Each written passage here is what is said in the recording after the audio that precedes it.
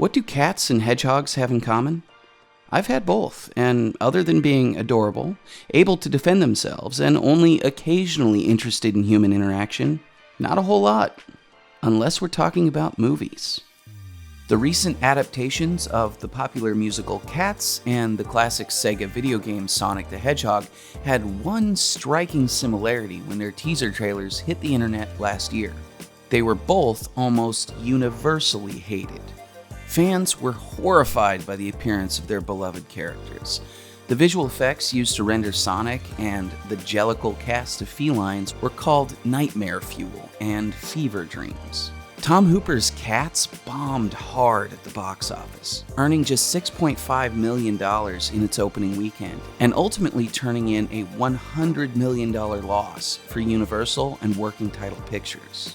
On the other hand, Jeff Fowler's Sonic the Hedgehog made some big changes, leading it to the best ever opening weekend for a video game adaptation, grossing over $100 million worldwide. So, how did Sonic manage to snatch victory from the robotic jaws of defeat while Cats exhausted its ninth life? Stick around and find out on this short edition of Out of Frame. When the trailer for Sonic the Hedgehog dropped in April 2019, social media was flooded with negative responses.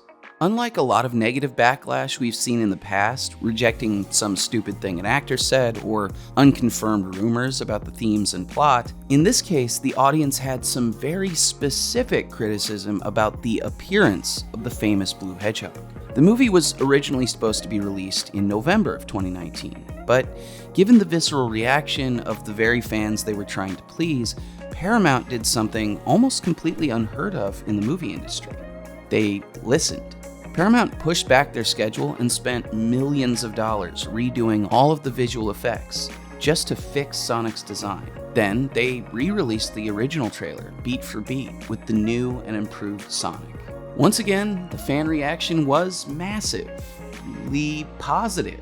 Dramatically changing the look of a CGI character in a feature film that's already complete is an insanely expensive, complicated job. And I'm sure it was a tough decision to make. Having worked professionally as an editor and producer for years, I know I wouldn't have wanted to do it.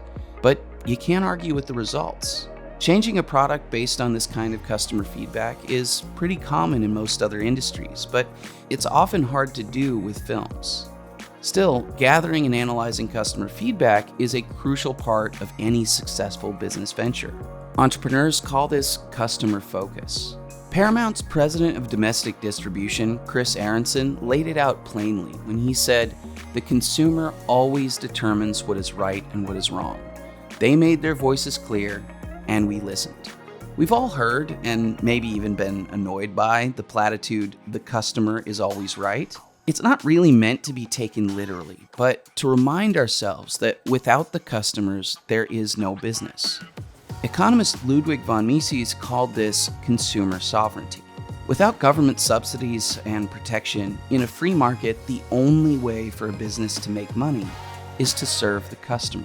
So, it's the customer who ultimately decides the success or failure of a product, service, or even an entire company.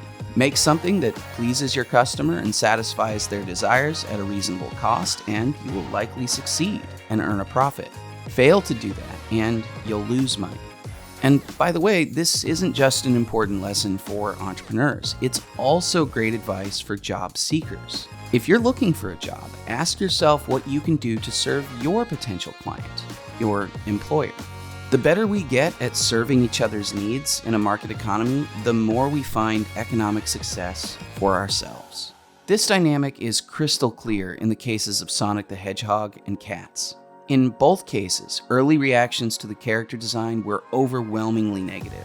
Sonic the Hedgehog took that feedback to heart and made major changes, while unfortunately, the production team behind Cats did not.